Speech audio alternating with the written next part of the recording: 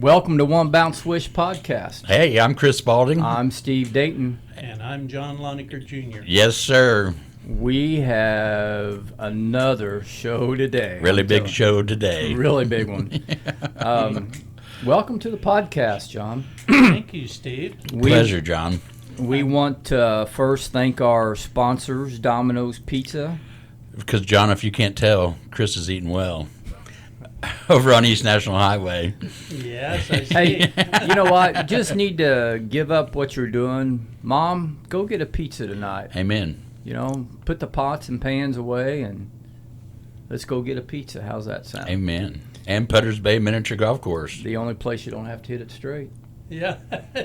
Media Pros out of Louisville, Kentucky. They are a big part of our technical support, and we want to thank all them. And you know, I ran across who is the most curious superhero. Sometimes I got a dad joke, John, to get started. Okay. Who is? Wonder Woman. Wonder Woman. Your wife?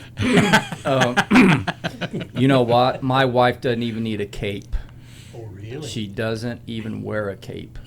She is just who she is, and she's wonderful. I can see that. She is. John, welcome to the show today. What you got on your heart today? Well, I'm nervous. I mean, We've only been seen in 21 different countries, so don't be nervous. oh, really? I've not been in that many countries. I think I've been in 16 or 17, but my boys have outdone me. But just start from day one? You can start from day one or day whatever. I go back 100 and some years. You Yes, can. sir. Yeah, I immigrated from Switzerland in somewhere in the 1850s. Came across through Ellis Island, across Pennsylvania, Ohio, and I say the guy's name was John Lengacher Jr., same as me. And somewhere along the way, he met a Graber girl, and she was Amish. And he wasn't. He was the Reformed Church of Switzerland. And he married this Graber girl and landed up in Indiana. And that was back in the 1850s. So what's interesting is, and we'll go back then, but what's interesting is I met a Graber girl and married her and built a log house, same as he did. Little did I know this. Amen. Until many years later, when finally my grandpa had paid for research into the Lengacher family. And little did I know he was just a repeat from 100 and some years ago. That's awesome. Wow. My log house now is probably a little different than his. Mine has a tree inside that you can go upstairs inside the tree or around the tree. Inside the house. Inside the house. We're coming to dinner. Yeah. People have always thought I was a little different. That's okay. That's okay. That's perfectly fine. But anyways, I was born in 1950, March 15th, 1950. And from what the babysitters tell me, and my mom told me that ever since I was about a year and a half or 2 years old, they finally give up trying to keep track of me because I was usually disappear, and they finally give up. And they said usually when I got hungry, I showed up again. Yeah. But I had a lot of things to do, and You're still running red line overload, it that's sounds like. exactly right. Still above the speed limit.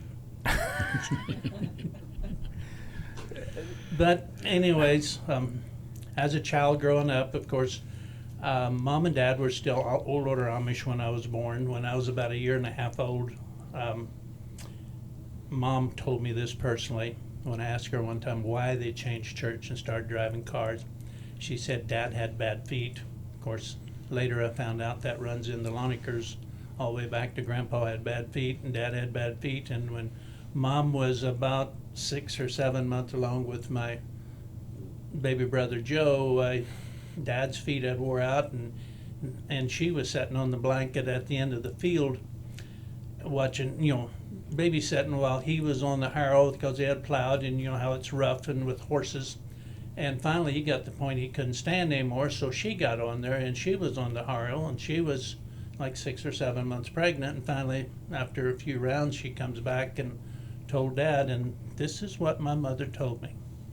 she said, Dad, she said, we're going to have to do something. She said, because if I keep bouncing around out there, we're going to lose this baby.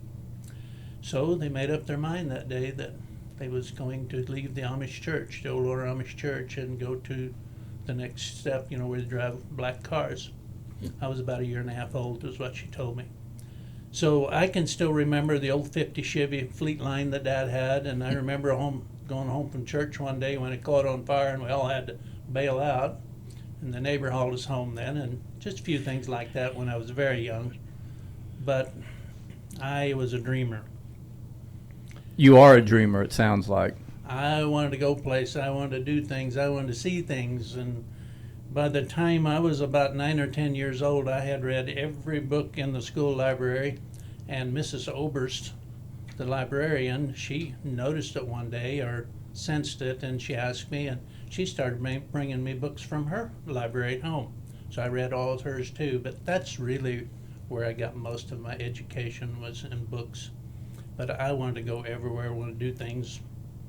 And then when I was 16, Dad traded me off on a fertilizer bill at Hillcrest. And Are you a little overwhelmed already? Wow. of course, there was no such thing as going to high school back in those days. Right. Growing up Amish Mhm. or we call it block church Amish. That's where you have a church house instead of you go to houses, and Dad had a black car. But a few days before I turned 16, Dad come home and said, Junior, I got you a job. And really, yeah. He said he was in there talking to Harry Knapp at Hillcrest, and Harry wanted to know if he had any boys about old enough to work. He was needing help, and Dad said, yeah, Junior turned 16 on the 15th of March. And he said, well, why don't you Dad always went in, bought his fertilizer early as a discount. And they come to this agreement. Harry suggested he just not pay the bill and just take out my wages on the fertilizer bill. So that's the reason I say he traded me off on a fertilizer bill. So what'd you think about that? Well, didn't think that much about it, kind of excited, because I was getting kind of bored, slopping the hogs and milking the cows and hauling manure, and boy, them old corn stalks back then we would shred, and we'd use them for bedding. And did you ever try to load manure with them corn stalks? No. With a fork? No. Them things you'd rear back and pull, and when they turn loose, sometimes they'd slap you. When you was trying to get them in a manure spreader, and then you go out in the field and you'd spread them, and you come back and they was tangled up in the beaters back there, and then you had to pull them out of there yet.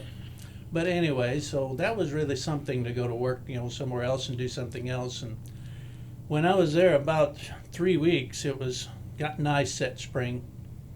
And first when I got there, I was just unloading fertilizer bags, feed bags, and trucks would come in or take things out. And after it was about 3 weeks, Harry come out, and Harry was a unique fellow, a wonderful fellow. He was. And we stayed friends the rest of our life. But about 3 weeks after I was working there, he come out there and he said, Junior, everybody called me Junior. He said, would you want to go to Mitchell and get a load of lime? He said, we're running out of lime, and everybody was spreading. And I looked at him like, with what, and he pointed toward that old 67 Cracker Box Jimmy, that semi, with a 24-foot steel dump trailer. And I told him, I said, Harry, I don't know how to drive semi. He said, I know you've been driving tractors and pickups and trucks or whatever at home ever since you was how old?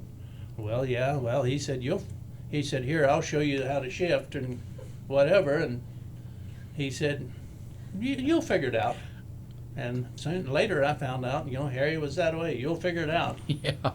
So that was about 8:30, 9 o'clock in the morning, and he told me, give me the directions where to go to Mitchell, get the lime. So it took a while to get up there, but since we weren't loaded, if you would miss a gear, you could stop and start again. Yeah. And when I pulled in up at the lime place at Mitchell, this guy comes over this big loader, and of course he had told me we had to weigh in, so I pulled on scales, went out there and parked. And he come over with this big loader, and he dumps a big old bucket full in the trailer, and dumped another bucket full, and he dumped the third bucket full in, and then he come over with the fourth bucket, and he pulled up beside there and he said, "Don't you think you have about enough?" And I said, "Well, I don't know." "Why?" "Oh, no," he said, "is this your first time?" I said, "Yeah." "Well," he said, "you better pull on the scales." He said, "I'm afraid we may have a little bit too much on already." So I was going to pull up on the scales, and I couldn't even move the truck out of spot. I kept killing the motor. And finally, he dumped his bucket and come over and dipped in the top and took some out. And I finally got up on the scales, and we still weighed like 80,000 or so. And he said, "Well, pull on back." And then we opened the tailgate and let some out of the back, and he dipped a little more out of the top, and we got it down to about 73, 74,000. And so I got the papers and headed home, and that was about 10 o'clock, 10:30. I never got back to Hillcrest until about 3. It's a heck of a trip for Mitchell. Yeah, that State Forest Hill over Yep. there. Well, started up that, missed a gear, tried to take off, and I had to stop because it'll split 5 and 2 transmission, but it's not synchronized, so you have to. So every time I try to take off, why, the motor would stall, and I kept rolling back until the end of the trailer went into the bank. I had the roadblock going both ways, and I was sweating and I bet. thinking it was terrible. And about then, this old man in his 30s walked up and said, "You having problems?" And I said, "Yeah." He said, "You want me to drive it up top of the hill for you?" And I looked at him like, here I had this trailer over against the bank, kind of the back wheels in the road ditch. Wasn't that deep, but it just wouldn't. Every time I tried to take off, the engine would run backwards and seemed like exhaust was coming out of the breather. But he gets in and feathers the clutch and drives it up the hill and gets up the top. And I was like, "How do you do that?" So we got up there, and he said, on the way up, we was talking. He wanted to know if this was my first trip, and I said, "Yeah."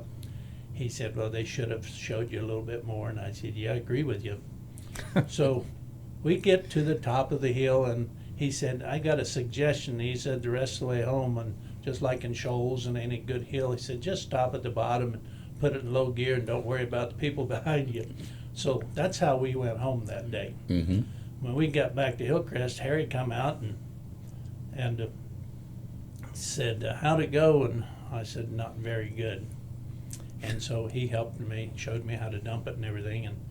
And it was, like I said, 3:30 in the afternoon, did some other things, went home. And I made up my mind that was it, truck driving days right there. Next morning, bright and early, when I got there at 7, "You want to go to Mitchell and get another little lime?" I said, "No, Harry, I don't."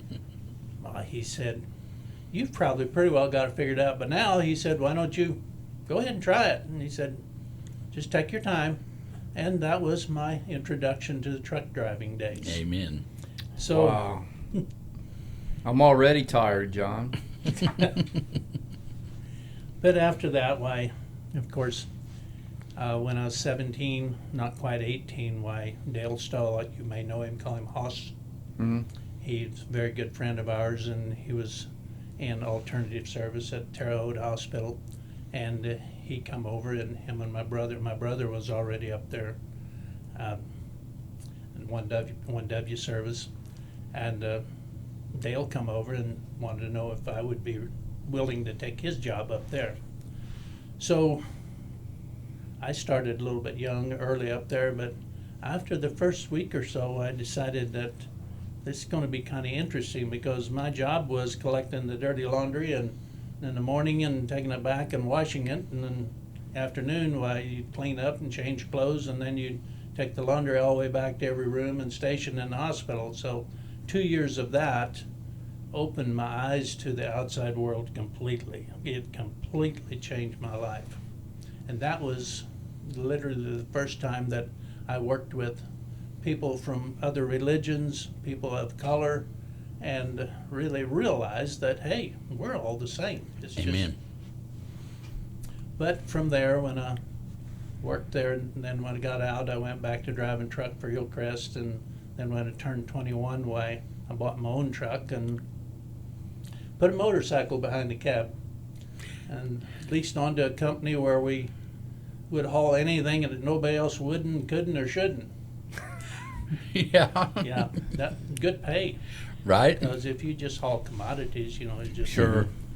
And that's kind of after a few years of that, why, I wasn't going to get married. I was having too much fun until I seen this young lady one night at the crowd, so to speak, and fell head over heels in love. And a few years later, why, well, we got married about a year later, and then a few years later, why, after first daughter was born, why, here you got a beautiful wife and a child at home, and decided that truck driving was no longer fun. Right.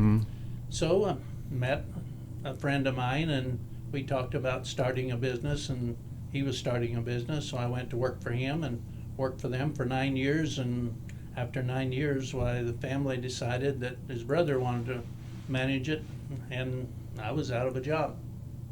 So that's when I started DC. That was an interesting story in its own. Davis County Metal. Davis County Metal Sales. In 40 years ago. 1983. Amen.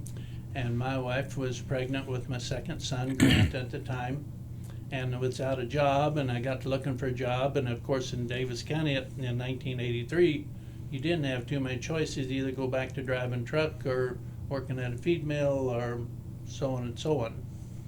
So that's when my brother-in-law Kenny, and he's a born optimist. And we've been in business together now for over 40 years. Yep. But a wonderful partner. But anyways, Kenny is another good man. yes, he is. And that's how DC Metal got started. Well, of course,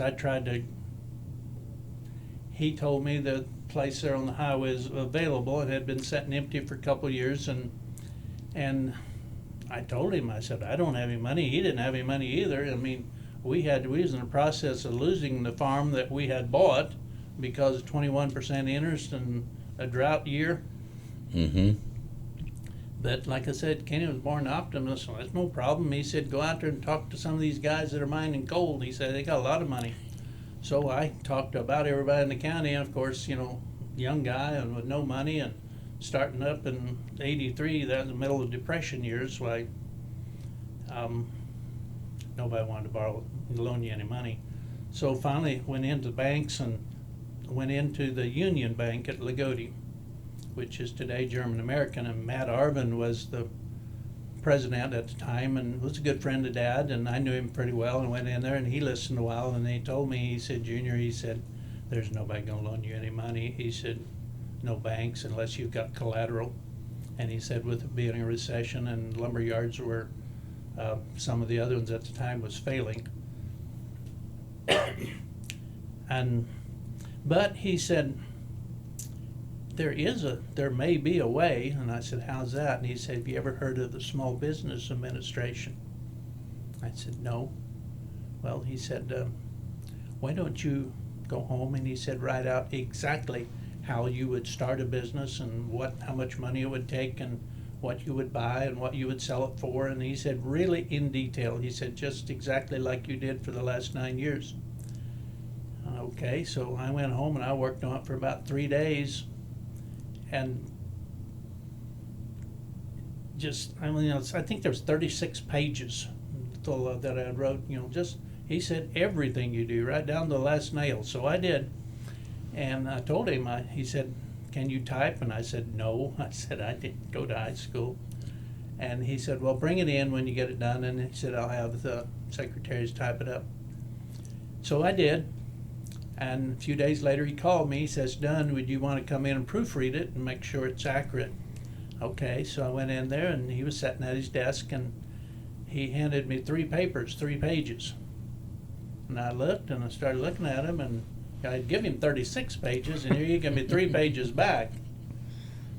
And I looked at it a little bit, and I said, well, Matt, I said, this is a pretty short version of it. And he said, well, when we meet them again, he said, they'll be asking you a lot of questions. You just need to be prepared, to answer them.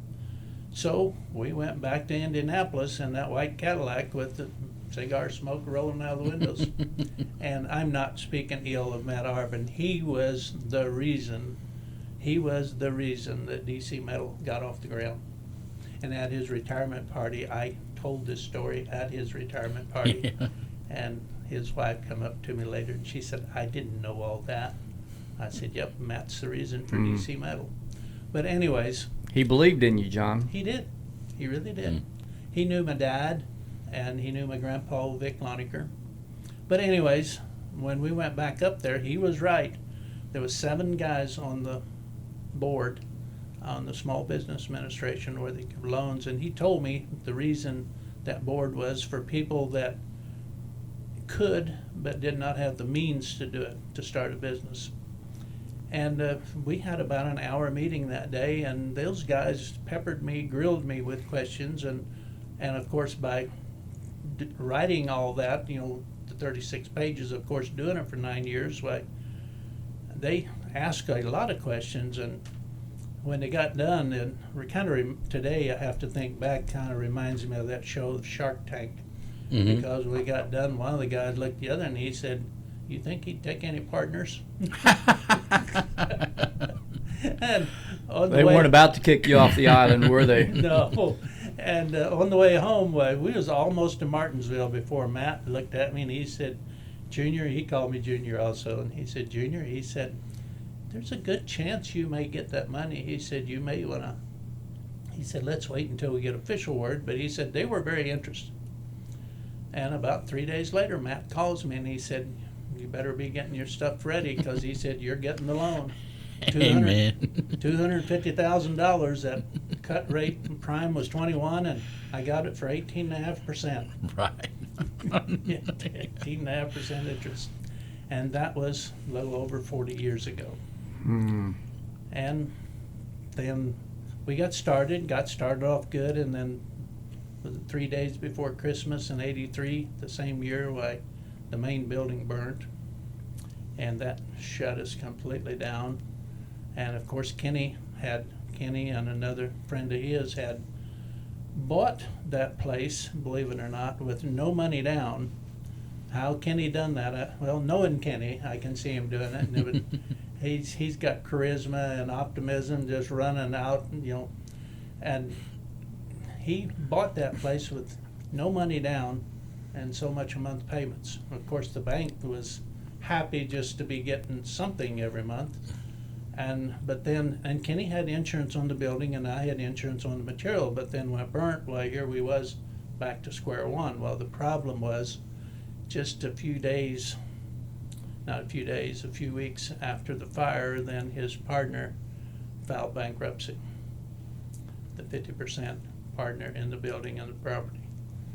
So that kind of shut us down, and that's when Amos Whitmer, another one of my mentors and a guy that I owe a lot to, he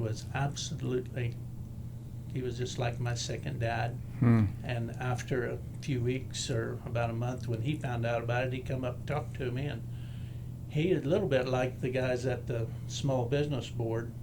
He asked a lot of questions, want to know how he's doing and was making money, and I said yes. And he knew Kenny too, and he knew that the bankruptcy thing had just stopped everything. And then Amos wanted to know if I'd be interested in some partners, because I had to give that money back to the Small Business Administration, because that 18.5% interest adding up and no income was, so I had to give it back, and getting it again, would be virtually impossible. So Amos suggested that maybe me and him and Kenny and my other brother-in-law would go in partnership and start again. So over the years, and then after some years, I was back down to just me and Kenny and myself. We bought the other ones out. It's been like that ever since. So it's interesting. Amos Whitmer, Harry Knapp, and Kenny Schwarzentrooper are the only 3 gentlemen that I know that have ever just called me Dayton. really, Yeah, hey Dayton. And that they meant it respectfully, but Yeah. you brought up those 3 men, and those 3 men are the only ones that ever just called me Dayton. those three men were very instrumental in my business life. I mean, when I don't think it would have happened without them. Well, I know it would. John, it was just experience. Somebody willing to listen. Yeah. And when you're willing to listen, you can be successful. It's when you don't listen that things are That is very true. a challenge. Well, I always had the motto that I would hire everybody that was smarter than me. There you go. Surround yourself with them.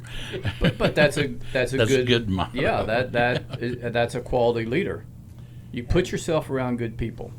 And I've got the guys, the first 2 employees that I ever had are still with me That's saying something. 40 years later.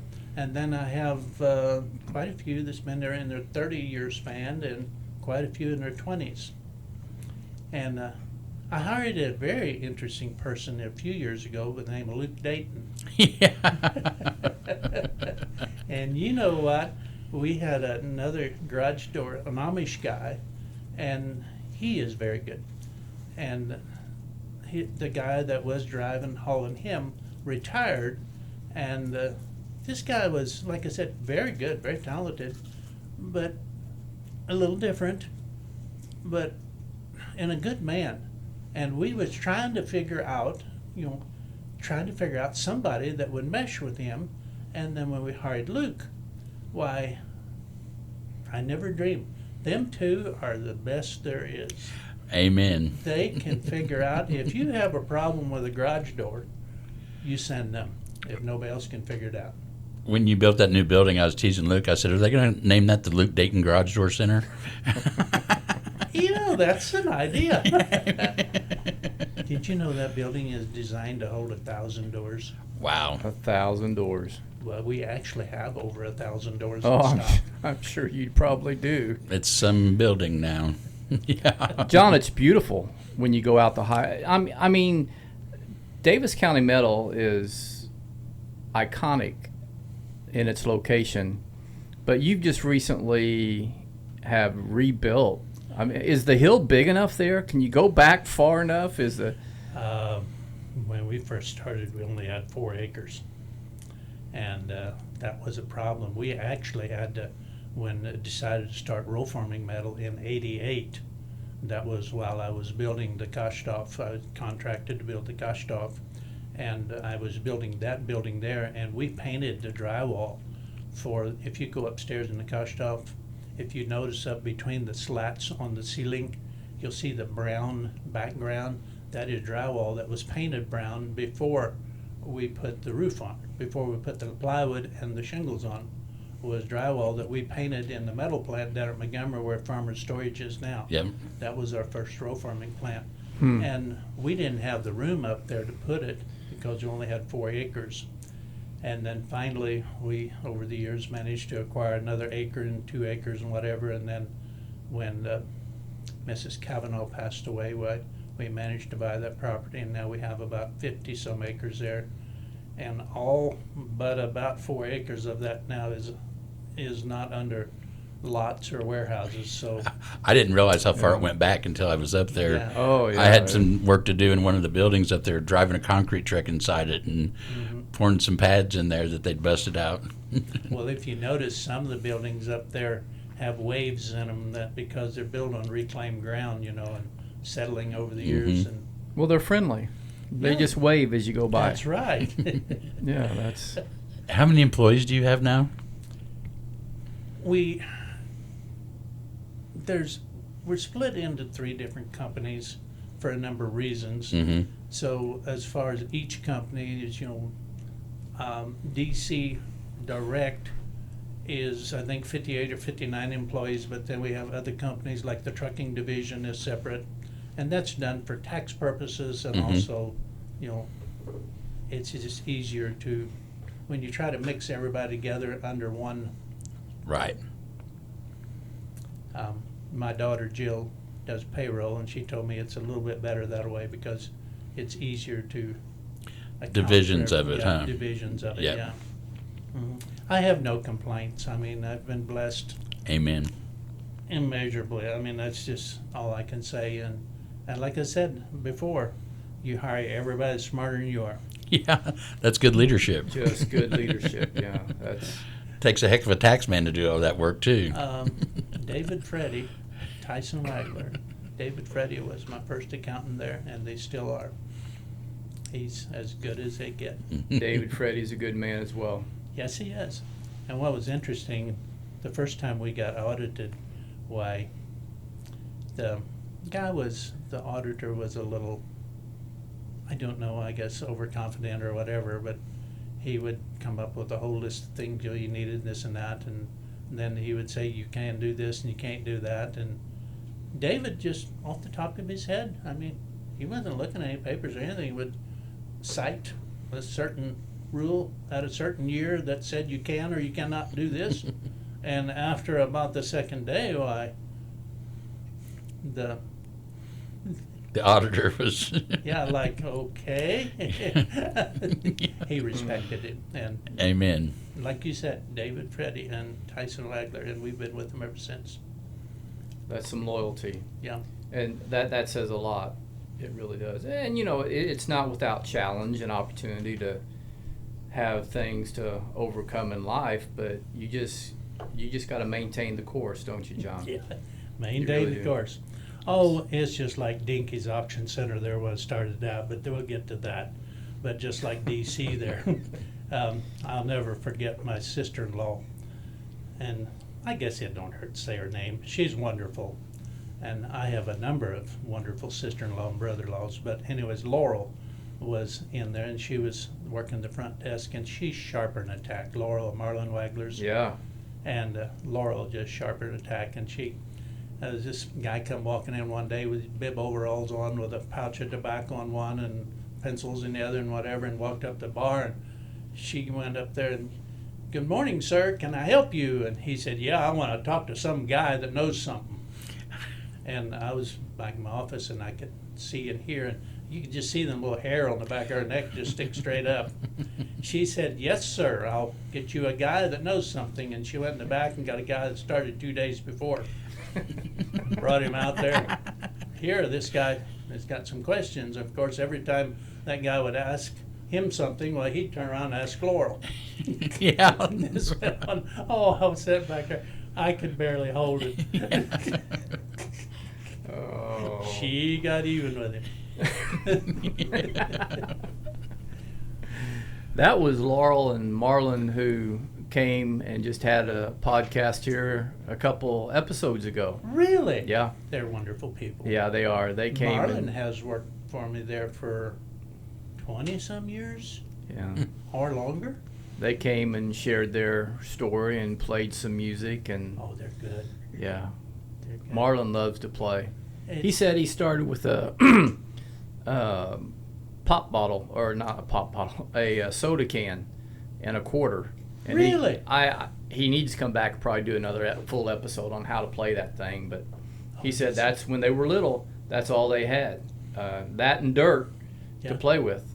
Well, And see, he was one of, I think, 14 or 15 children. yeah, they had a large family as well. Did you know that his mom was sister to Amos Whitmer? I don't know if I realized that, but I know it now. She was a sister to Amos Whitmer, the same Amos Whitmer. Well, And so what do you do to stay busy, John? What?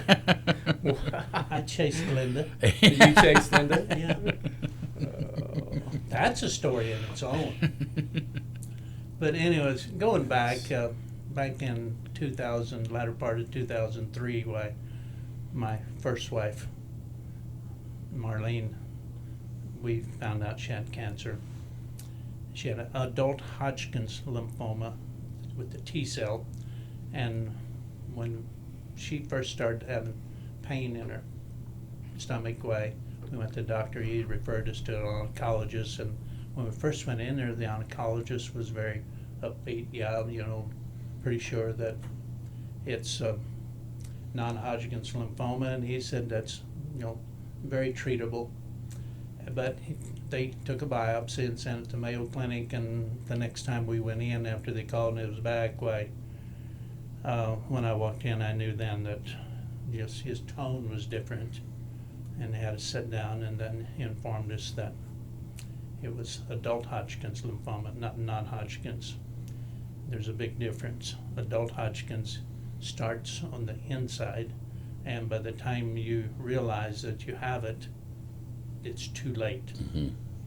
Where non-Hodgkin's starts with your lymph nodes swelling and stuff like that.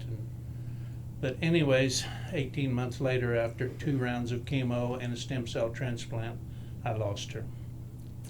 But she was a wonderful person, and having one of the most beautiful and smartest women ever. I mean, I had no intention of ever get married again, and that's where we're coming in this little girl over here.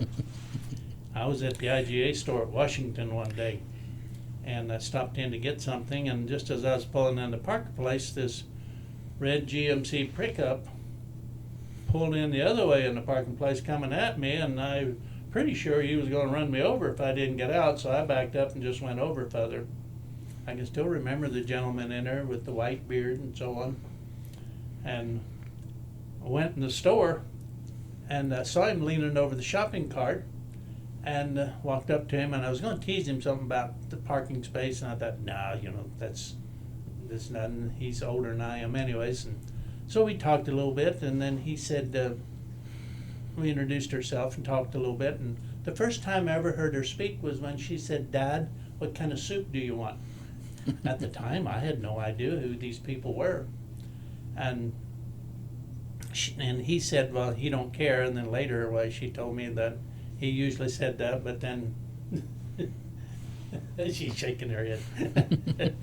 Anyways, a few weeks later, when I was going up Dover Hill Road one Sunday afternoon, I went up by there and I seen him out by the road, and I recognized who he was, so I backed up and talked to him a little bit, and asked him, so this is where you live? Yep, and lived here, for however many years. And one thing and the other, and then I seen her fleetingly just disappear around the wagon over there. And then a few weeks after that, I went up through there again, and I'd always have my dogs and take them for after church on Sunday afternoons. We'd go for a ride, and the dogs just loved it, Yeah. And then I'd stop there again, and different times I'd stop and talk. And finally one day I asked him, she had, anytime I'd show up, she'd disappear. And I had no idea who she was, or that was his daughter, or who it was. So finally one day I kind of quizzically looked at her as she disappeared, and he said, "That's my daughter." Oh, and he said, "She's the last of the family, the line," he said. And we talked a little bit. He didn't say too much, but then one day when I stopped there, I asked him, I said, "Is there a chance to talk to her?" She had disappeared again. Went in the house, and I said, "There's a chance to talk to her anytime?" He said, "Well, I'll go ask her." So he went in the house, and I sat out there for a long time. Nobody came back out, and I was about to give up, and here she come, walking out there just real slow out to the pickup, kind of holding her head down, and you could tell she was scared of me. And she come over to the window, and I said, "Hi," and she said, "Hi." And I said, would you like to go driving around a while and show me who your neighbors are and who all lives up on Dover Hill Road? She supposed. So she got in the pickup, but I noticed when we pulled out going down the road, she was sitting tight against the passenger door with her handle on the door, with her hand on the door handle. And I knew that if I would make any wrong move, she was going to bail. So we was about half an hour, 45 minutes, and come back, and I thanked her for it. And I said, "That was very nice of you." She agreed, that was a nice drive. And after that, we started doing that regular for the next, how many years? 6, 7 years. Yeah. And finally one day I decided, this is another good girl. So I popped the question, but she took her a while to make up her mind. I don't know whether she thought I was, a little different or whatever. But we did get married then, 10 years ago in December. Amen. So that was twice I've been blessed with. Yeah. That's a beautiful blessing. woman. It is. Mm. And I took her to Africa on our honeymoon. I had a farm over there, and I wanted to show her the farm in Africa. Yeah. You have a farm in Africa.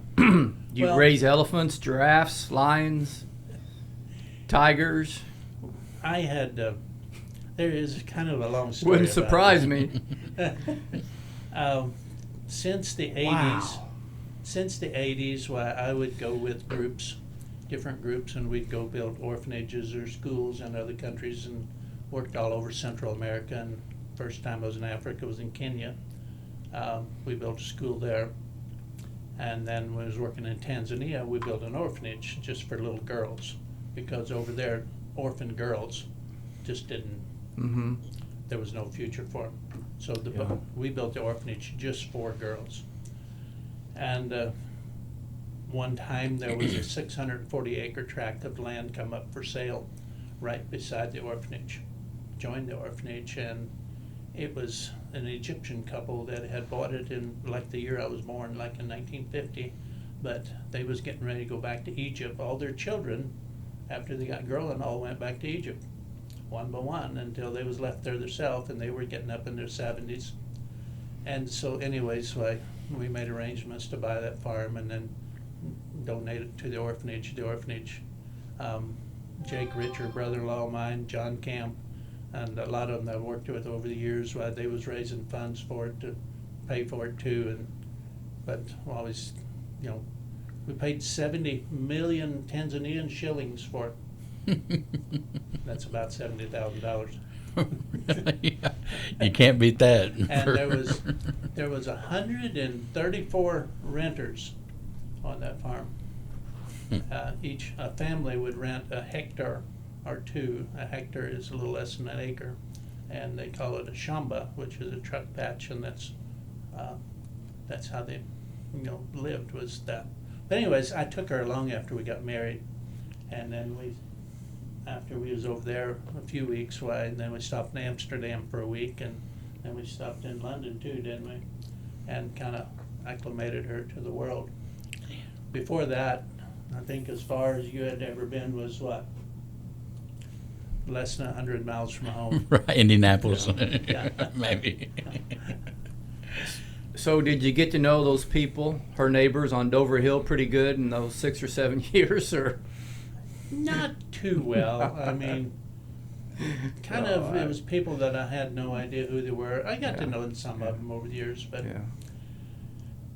then, but she still has a farm. She goes every day over. But when I was dating her, chasing her, or whatever, the term you would call, she may get me when we leave here, but one day, the neighbor called and said the bulls were out, or the cattle were out, and the bulls was over with their Holstein heifers, and they were raising Angus beef cows. They had 100-some head. It was like 3 different herds, but the one herd, there was like 7 young bulls there, or so. And so when they got the call, I said, "You care if I go along?" And so we went over, and they got most of them back over. And then she told her dad there was 3, I think, missing or something, and she said they're young bulls. So she knew the cattle very well. If you've heard about what they call whispers, she Yep. was a cattle whisperer. She could walk out among the herd and put her hand on their backs and walk among them, and they would not run. Now, when her dad would go out there, they would run. But they sensed that Mhm. she was like her grandma. Her grandma was like that. But anyways, her dad said, "Well, where do you think they're at?" She said, "Well, they're probably down there in the cave." And my ears perked up like, the bulls are down in the cave? She said she'll go down there and check. She said she's pretty sure they're down there because it was warm, and she said to go in there to cool off. So I said, "Well, can I go along?" And she said, "Yeah." So we went down there, and so she stands on the outside and picks up rocks and throws it in the cave. Pretty soon, 3 bulls come out. And I'm like, "Really?" And found out later. And then I asked her, "Have you ever been back in there?" She said, "No." She said, "Grandpa said never go back in there because it's too dangerous." I said, "You never did go back in there?" "No." But anyways, that was one of some of the experiences that I got to really appreciate her. And then, like I said, we've had a good 10 years already. Wonderful. That's wonderful. That is wonderful. So, how far along are you in your book? I'm glad we pushed record here a little bit ago. Yeah. Oh, John, what a life already. I mean, that's from being born and raised Amish and your experience with Harry Knepp. That was formative. That was. Harry, I never knew him all that well. Maybe that's why he just called me Dayton. But he knew who I was. He knew who I belonged to, particularly after I got married. I married a Graber girl, too. Mm-hmm. And I'd marry her again every day of my life. Little Amish girl. I knew Merv ever since I was a little boy. We went to the same church, Pete and Rose. Yeah. And we went to the same church. And yeah, I knew them children, every one of them. Well, he Harry Knepped me one time. Harry? Yeah, he did. I've got a similar story. He, our son Eli, which you're well acquainted with. Mm-hmm. My neighbor. And you know, John, we're thankful for you and your friendship to him. He just so appreciates you, and that's part of the reason you're here today, from the stories and the experiences and just you taking time to be a friend. Anyway, we were living in Evansville, and I just thought it was kind of would be neat for him to grow up and have an experience with Grandpa. And that's really the only reason we moved back to Washington area, is because I thought our children needed to be around their grandparents, because that's good. Yeah. That's something that I felt like I might have missed out in my life, not having grandparents. They were gone by the time I was 5. My grandmother lived till I was 21, but when Granddad died, that was pretty much the end of her, mentally anyway. So we came up from time to time, particularly during picking season, and our Eli, he would just spend countless hours with Grandpa in the combine, in the tractor, whatever it was. So I thought, I'll try my hand at this a little bit. So we went out one morning early. It was dark, toward the river bottoms. And John, I had not ever been on a piece of equipment bigger than a lawnmower. Really? Yeah, a riding lawnmower was about as involved as I ever got, okay? So he said, Steve, I'd like for you to take this Steiger tractor. It had a grain buggy on it, and it was mounded. It was, I mean, when you rocked a little bit, part of it spilt out some. I mean, it was that full. And these tires, he not only had 4 tires, it had 8 tires, taller than I was and wider than a barn, all 4 or all 8 of them. And he asked me to take this thing to the bin, the elevator, and so I took it up there, and I tell you, he left. He drove off. He just... He Harry Knepped you. He Harry Knepped me. And so I had to learn how to get it, and I had a hill that I had to go up. So anyway... I've got an interesting anecdote about a wagon load of corn. I turned one over one time. Well, that was my motivation not to, because I knew it was going to be a lot of shoveling. I knew there was going to be a lot of shoveling. If that, I mean, and it was not blacktop either. So anyway. Dad was picking corn at a farm up by Bramble, and I took the tractor in the wagon, and he was going to bring the ton truck in the wagon. And on the way home, I went past this one farm, and they had a pretty girl out there in the yard mowing the yard, and I was watching her, and got over too far, and there was about a 4-foot ditch on the other side of the road, and sucked the wagon in and dumped the corn into the woods and whatever. And well, here a little bit, here comes Dad, and there I am with the tractor. The tractor wasn't turned over, but I was scared. But I was watching her mow yard. She's a pretty girl, and Dad pulled up there like, what in the world was you doing? And I just told him the truth. I said I was watching that girl over there. And Dad actually got a little tickled. I was afraid that he was going to be, well, he was upset, but I Yeah. turned that wagon of corn over. We had to get another wagon and get it out there and throw 1 ear of corn at a time over in the other wagon. It took quite a while. Me and my Yeah, it brothers. would. So, you want to hear a little bit about Dinkies?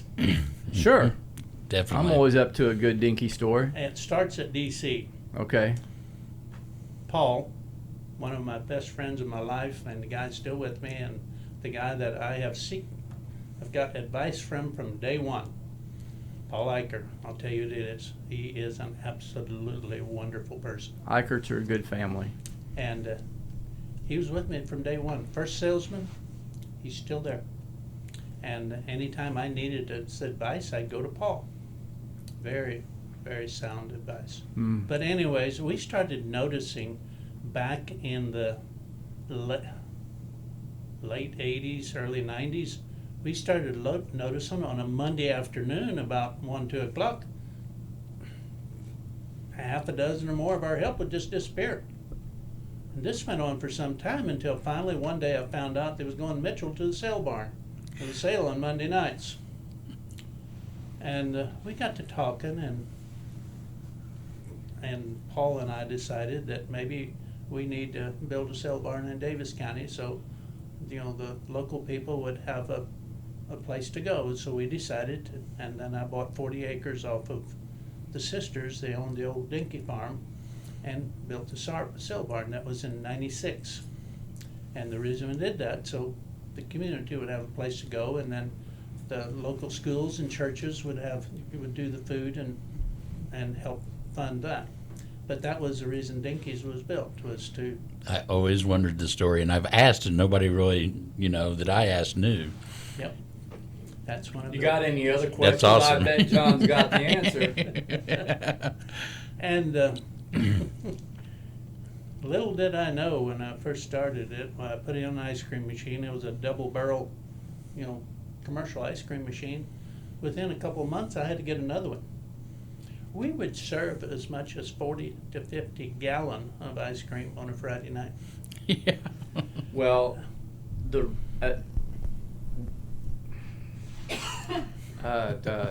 Let me tell you about a lady that brought some goats in one night. This is one of many, many stories, but I'll just tell you one. It's one of the good ones.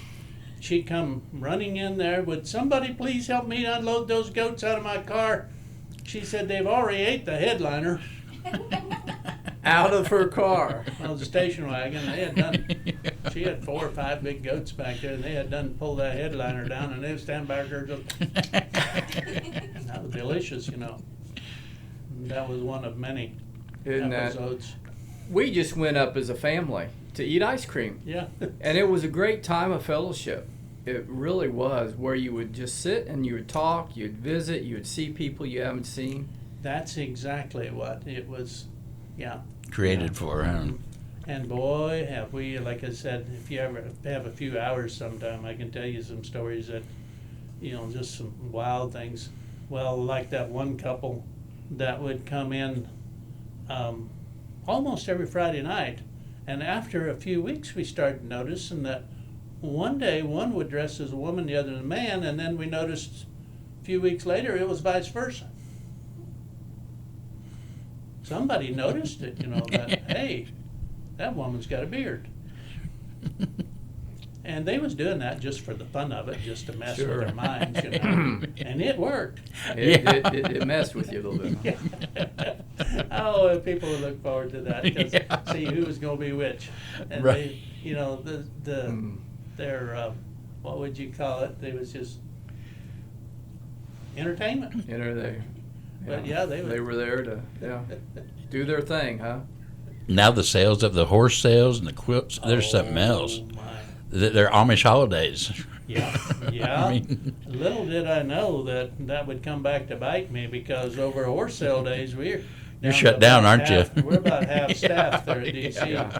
The Yeah. crews are not out working. Right. Very few are, and a lot of our employees disappear. And it's Amish holidays. It's almost a week long too. Yeah.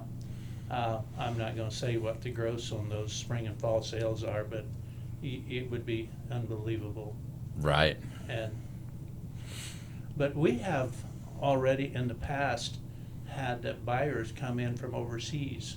One time I think it was Saudi Arabia, other time it was England, and they would buy enough to put in a container to ship overseas. Wow. And- That is, But, yeah, there was a lot of people told me I wasn't in my right mind when I built that and started that, and after a few years I decided it was right. Yeah. if you want to be successful, you have to think differently than people. That's very true. You do.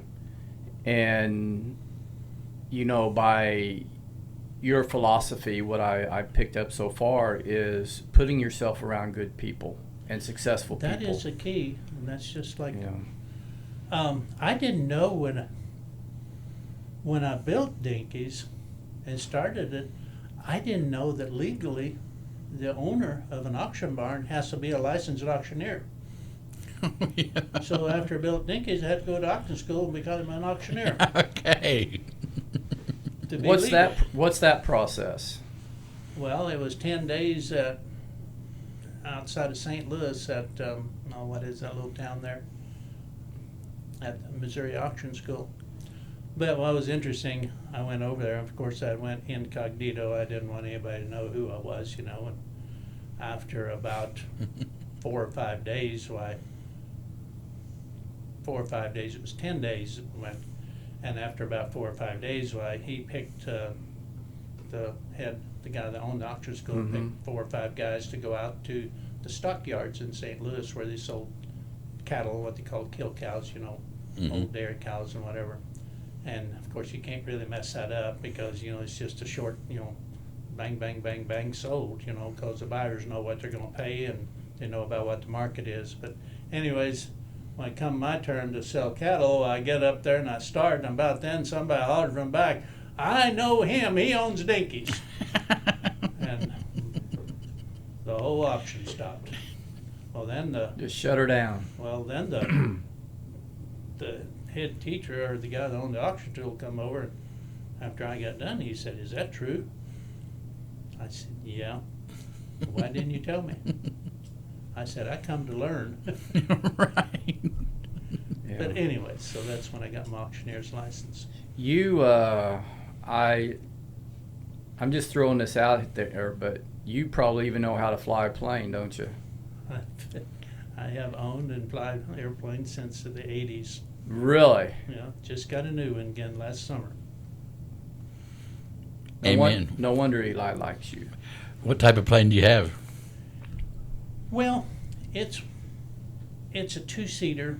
Since I'm old and not in the best of health and with blood pressure problems, I can no longer get a full pilot's license, so I operate as what they call light sport aircraft.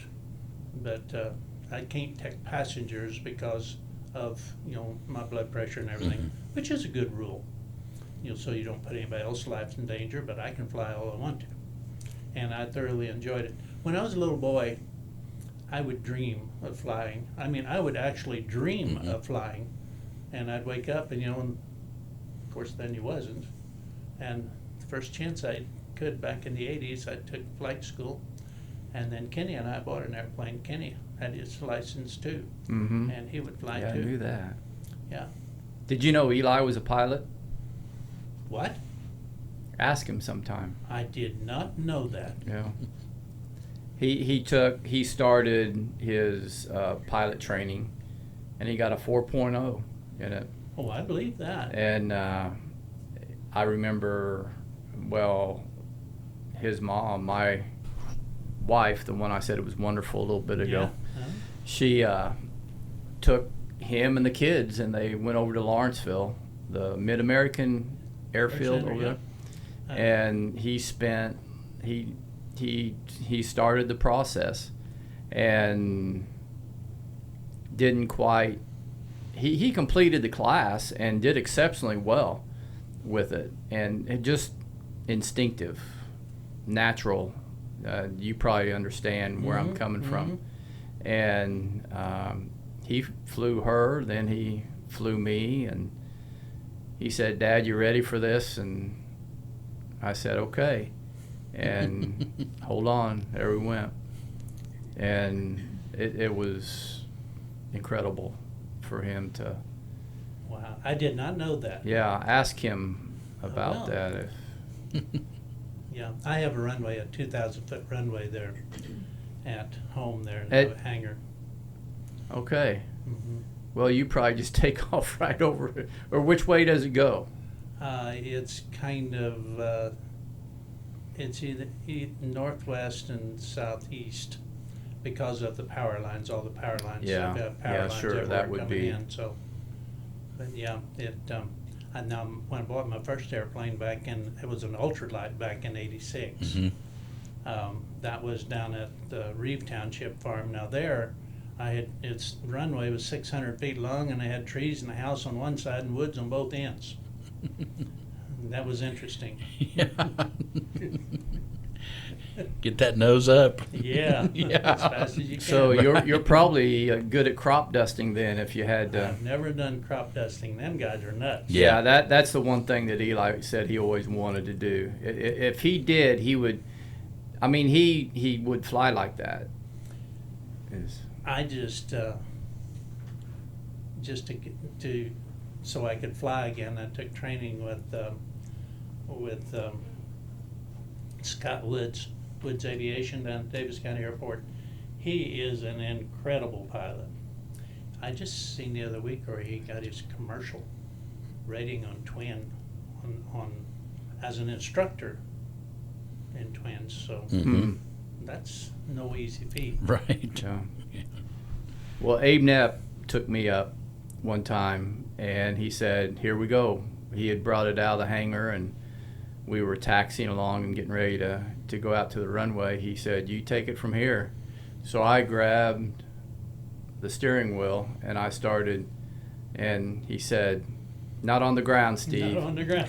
It's all foot action." So but Yeah, I learned pretty quick. I flew with Abe a few times in his Yeah. Baron. We went to Yeah. Florida one time, went down to Sun and Fun. Hmm.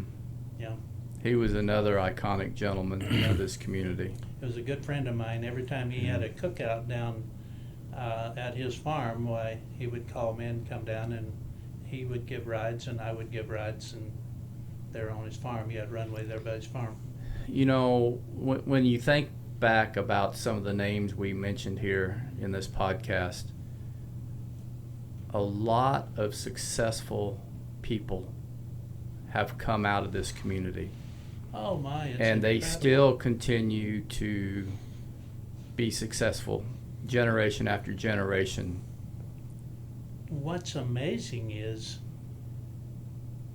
most of my truss designers, building designers come from Amish or are Amish, and you would never know they didn't have a master's degree Yeah. in program. We were starting to Design and talking about that last programming week, and about just- how young they start teaching Yeah. them in the Amish school, their different angles and so forth. And Yeah, I mean, they just, With an 8th grade education. Yeah. That's what my father-in-law had. yeah, Was that's 8th what I've grade. got. You know? I mean, And you know what my worst subject was in school? math. Math. I know you're gonna The irony say of that. Isn't that something? Yeah. It is irony. Ironic, iron, whatever you want. Yeah. Pretty incredible story. John, that's I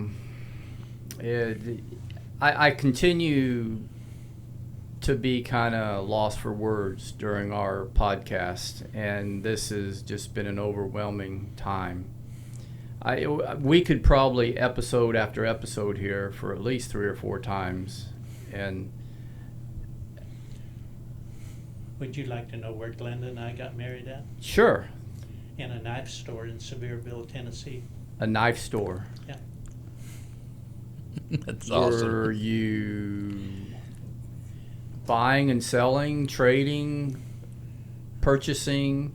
Well, I was getting ready Something to you go. had in common? I had, when I was in Florida a few years before that, back in '09, flew into Tampa on business to look at and buy a row forming line. There was a exposition or whatever you call it there. So this was in '09 during that recession, and Kenny already had a house for years down there, so I called him and asked him if I could borrow his car, and I wanted to see about maybe finding a house down there to go down the winter time. So I had Kenny's friend come up, pick me up at Tampa and brought it down, and I took Kenny's car and kind of got carried away. Before I left, I bought 4 houses. 2 out on Siesta Key and 1 on Bay Island, and then 1 on Bee Ridge in Sarasota, which we still have. But anyways, long story short, I sold them later before the hurricane come through, but still have the one at Bee Ridge, and we love it there because it's a double lot, and it goes down the river. We have a boat dock, a boat ramp, a boat lift, and we have a cypress grove with 100-foot tall trees in the Oh, corner.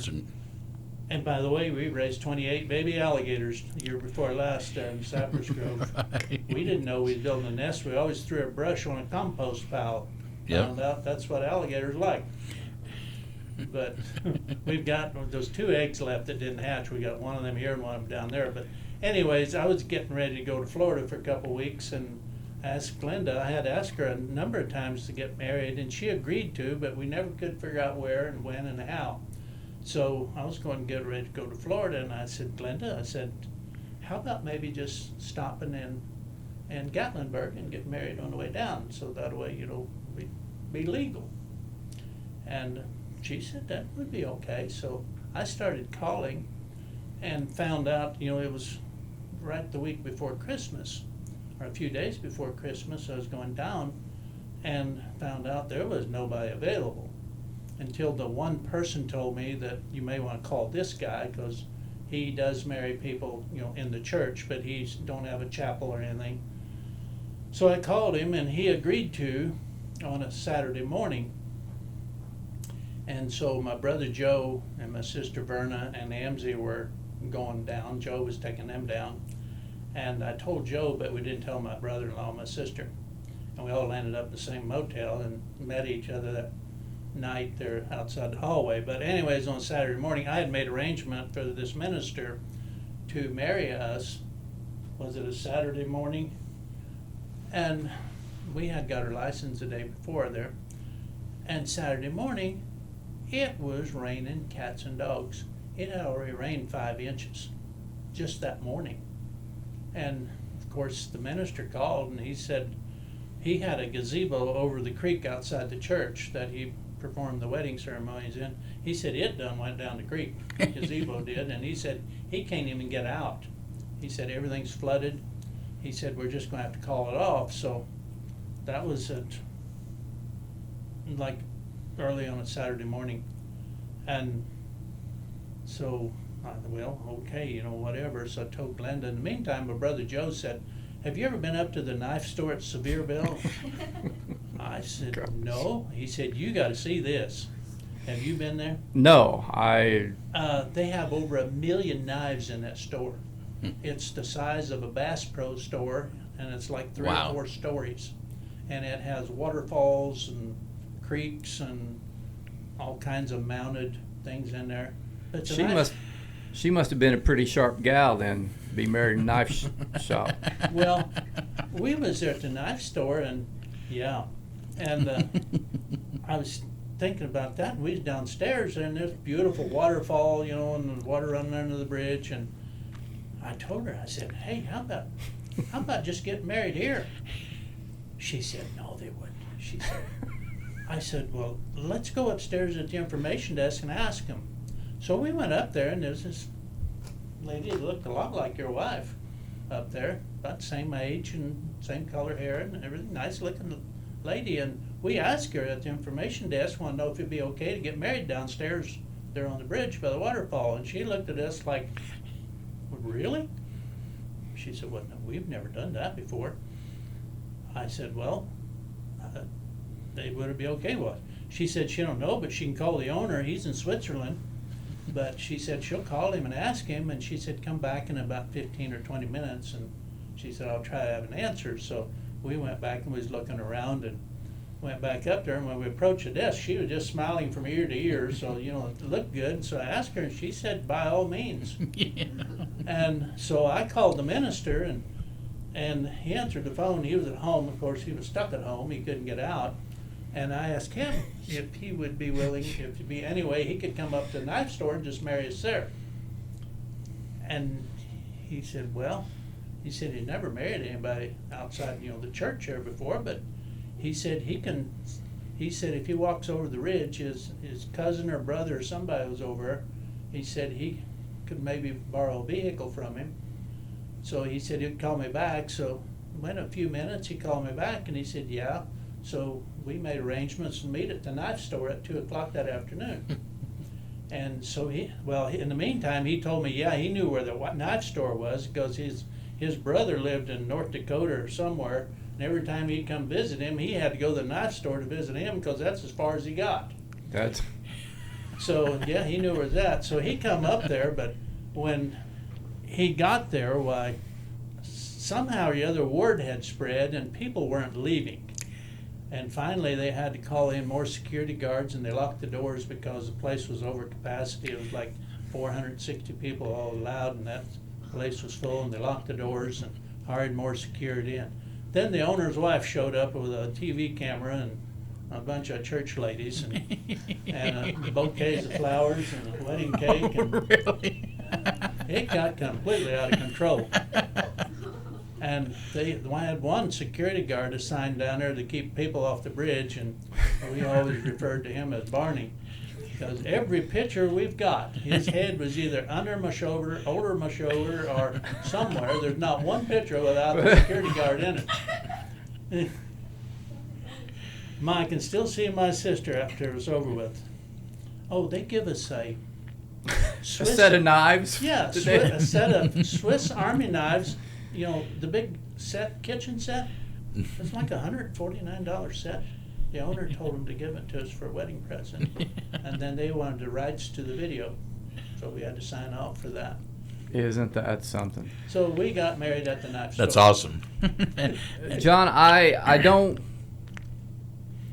even if you wrote a book, who would you get to write the foreword? My lands. I mean, I don't know. I'm just like. Oh, by the way, I know what you're saying, but by the way, when I was in my late 30s, I'd go up to see Mom every Wednesday. No matter what, I'd go up for lunch. And Mom was very innovative, and she was a master chef. I mean, we would fix things and whatever. And one day when we were talking, she got off this quote that I never forgot. Matter of fact, I had asked her one day if she wanted to go flying. Sure. She was like 74 years old. And so my brother Delbert cleared the strip behind the barn there, and so I could land there and pick her up. My brother Joe was there and visiting there, and she heard me come in. She said, I got to go, and she jumped on the golf cart and left, and Joe said, I was just sitting there. So she hopped in and we went flying, but I did that a number of times later. But anyways, that day she told me something I never forgot. She said, Dad and I, and she said, you were just a little boy. We figured out you was different. I looked at her a little bit and I said, what do you mean by that? She said, you had a lot of bugs in your head. Yeah. Wow. Yeah. That's me. Amen. Good bugs. Great story. What do you do with that?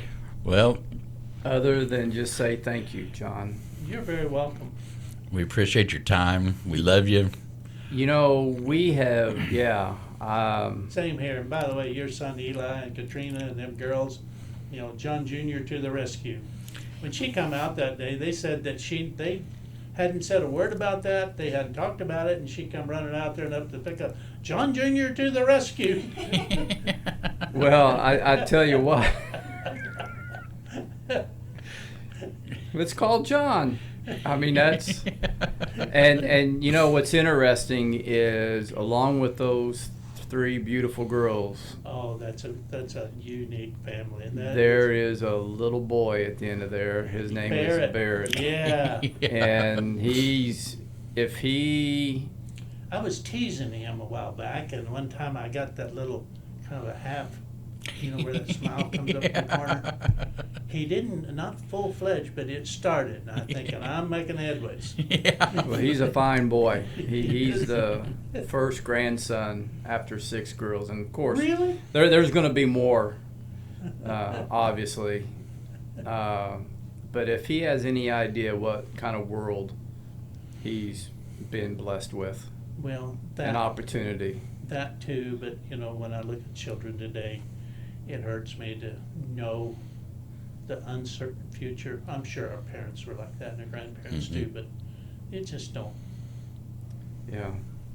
Well, like you said, as long as they can call you Uncle John, they can call you Papaw John. I mean, you have my permission Good. to step into that role, which you probably already have, I'm sure. But John, we just got to stop.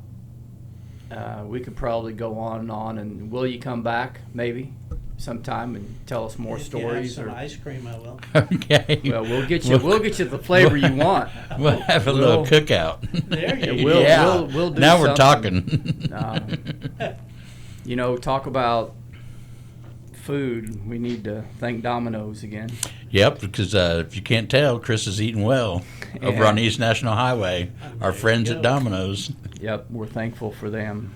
Media Pros. We just had Domino's, just a month or so ago? Domino's is good pizza. Yeah. They've just got it going. And of course, Putters Bay Miniature Golf. The only place you don't have to hit it straight. That's it. John, thank you. 18 fun things to do at the Putters Bay. Thank you for your time. Thank you for your life. Thank you for just being John and Yes, being indeed. creative and just doing what you feel. You just wonder what else. Maybe someday there will be a book. And thank you for your work that you've done in Africa, around the world. Thank you for Dinkies. Most Thank you. definitely Dinkies. Just thank you for Davis County Metal. We want to recognize Davis County Metal Cells and Most definitely. We what. have a lot of wonderful people there. Yeah, and that's why you're successful. You really are. So, to you and your wife and your family, your extended family, thank you. We love you. We love everybody. That's why we're here, and your story is just an incredible story. Thanks for listening, everybody. Yep, thank you. Thanks, John. You are very welcome.